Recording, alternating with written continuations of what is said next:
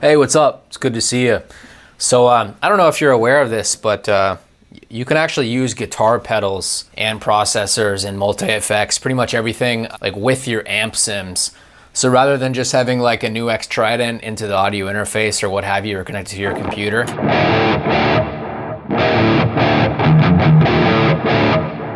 Take a mortal man. But rather than just doing it like that, you can actually set it up so you can use whatever pedal that you'd like directly with your amp sim. So whether it's your Trident or whether it's a Electro-Harmonic Soul Food, whether it's a Digitech whammy pedal, whether it's a wah pedal, whether it's an envelope filter like the Nano Q-Tron from Electro-Harmonics, or even compression, EQ, a looper pedal. All that stuff is gonna work just fine. But there are just some like little things that you have to play around with in order to get it to function in the way that you'd like.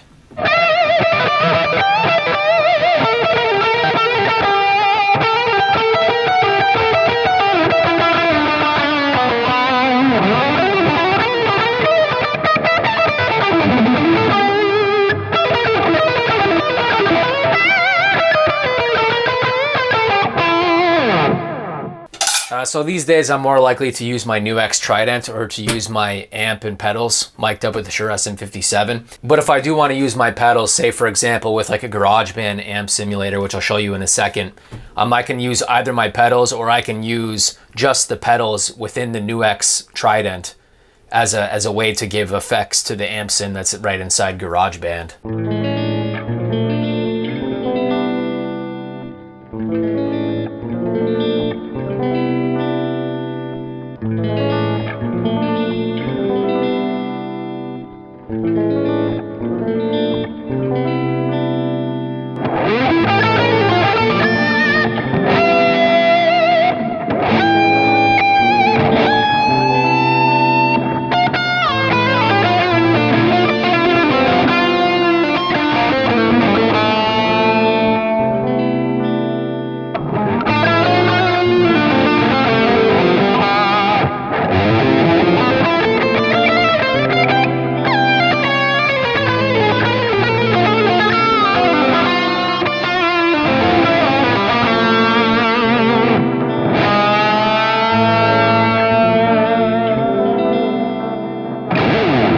So like I was saying to you earlier, you can use a wah pedal. Like there's no reason why you can't use a wah pedal. So you go like directly from your guitar into the wah, this input here, and then into your audio interface.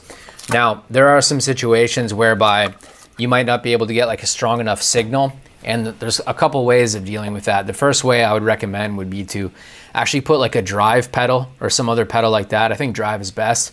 And you put it after the wah, and then you use that as a way to like bring up your volume. I find that works pretty well. Maybe someone will say in the comments whether that's wrong or not, but I found that it's worked pretty good.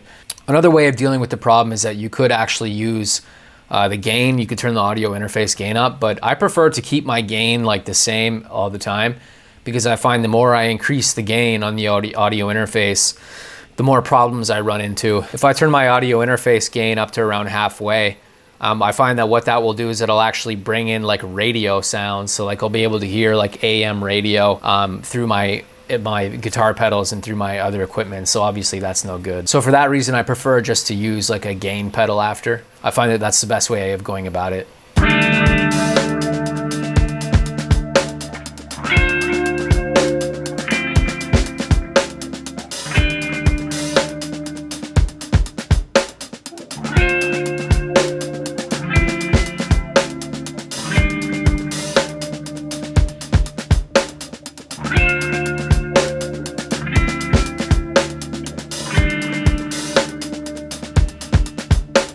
Doesn't really matter which drive pedal you use. I like the Soul Food these days.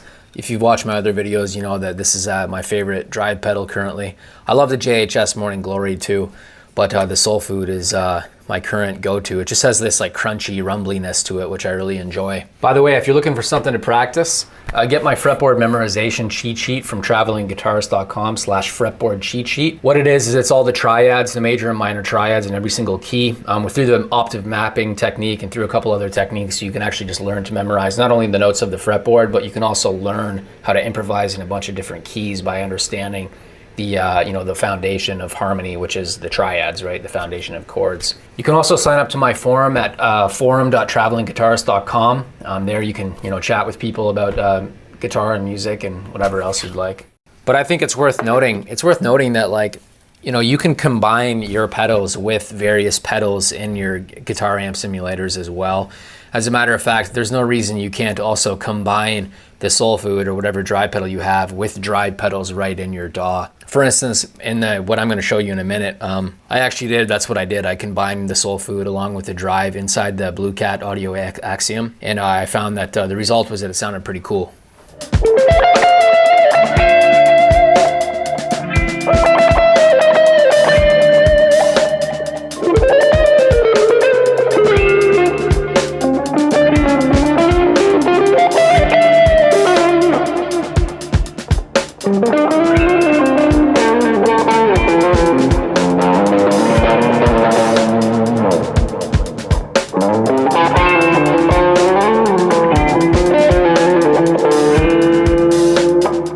So I just gotta go grab a coffee right now. I was getting kind of bored of being inside, but the same rule applies also if you're gonna be using like an envelope filter as well.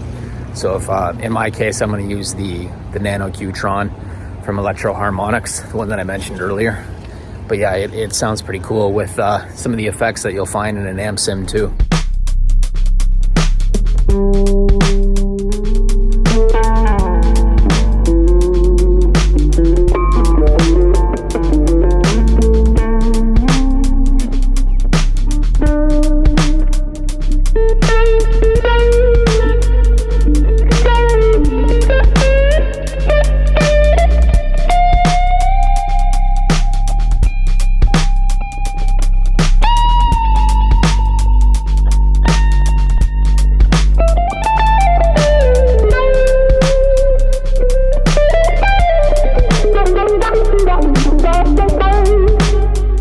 If there's anything you've recently found out about amp sims, make sure to let me know in the comments section below. I feel like there's always something that, there's always like these little tips and tricks that I stumble upon that help me out quite a lot. And just there are certain things you don't find out on your own. Like someone has to tell you, someone has to teach you, someone has to show you. Someone told me a long time ago that you don't really do anything by yourself at the end of the day. And, you can do a lot by yourself, but there's a certain point where you just kind of have to like figure, you have to get other people to help you out with things. So, but yeah, let me know what you think in the comment section, including little things that you've learned along the way. We got to reach that 8-minute mark. So we can sit here together in silence for a couple more seconds.